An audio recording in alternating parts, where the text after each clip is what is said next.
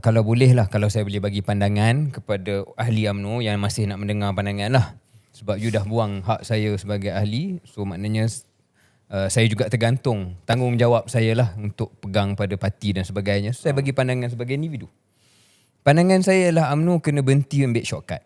UMNO kena berhenti fikir, okay, untuk kuat kita kena berpaut pada Pakatan Harapan. Lepas tu ada satu gang yang cakap untuk kuat kita kena berpaut pada Perikatan Nasional. Berhenti berpaut pada orang lain. Kena fikir apakah masalah kita yang dalam.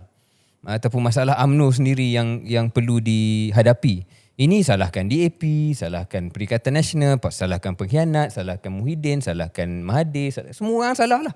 Orang UMNO sendiri tu tak salah. Selagi UMNO berdegil bahawa sakit itu ada dalam parti itu sendiri. Maknanya mungkin persepsi orang dan tanggapan orang tentang hal rasuah dan corruption, persepsi tanggapan orang tentang warlord dan sebagainya, masalah UMNO, cara buat keputusan, cara menekan orang, cara tak bagi kebebasan untuk orang bercakap. Mungkin itu masalah dia. Bukan salah parti-parti lain. Jadi bagi saya poin itu pertama. Tapi walaupun saya kurang bersetuju dengan cara Hisham nak menyalahkan parti lain ataupun pihak lain, saya juga tak bersetujulah semata-mata dia bagi pandangan maka terus dibuang. Itu macam melalui proses yang serupa dengan apa yang kita lalui.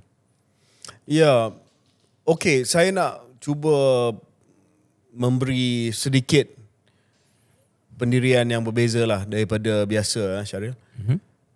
Dalam parti politik ini kena ada disiplin.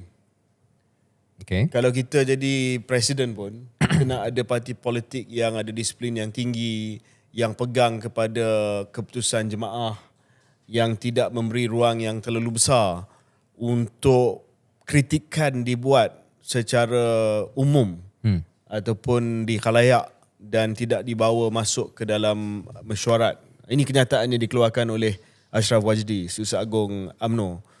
Jadi memang patutlah orang macam KJ, macam Hisham Jalil, macam Syaril sendiri, walaupun tidak dipecat tapi digantung, dibuang. Tak kira macam mana kita ni ada kelebihan ataupun ada kemahiran tertentu dan sebagainya, sebab kita bukan team player, we have to go.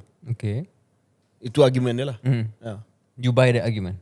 Tak, saya cuba sampaikan argument tersebut. Ya. Saya rasa itu adalah smoke screen lah. Kerana bukannya kita menolak disiplin parti, tetapi ada masanya untuk menyuarakan pandangan, dan kalau pandangan itu tidak diterima dalam mesyuarat dan pandangan-pandangan tertentu kadang-kadang mesti diutarakan di halayak ramai, sebab ada juga yang ahli di bawah nak dengar.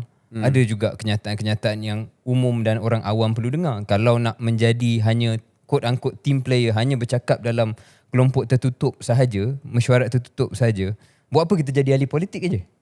Kalau kita tak boleh bagi kenyataan di luar, kalau kita tak boleh mempengaruhi pemandangan, hanya boleh mempengaruhi 20 orang dalam mesyuarat MT ataupun biro politik, then what's the point of being a figure?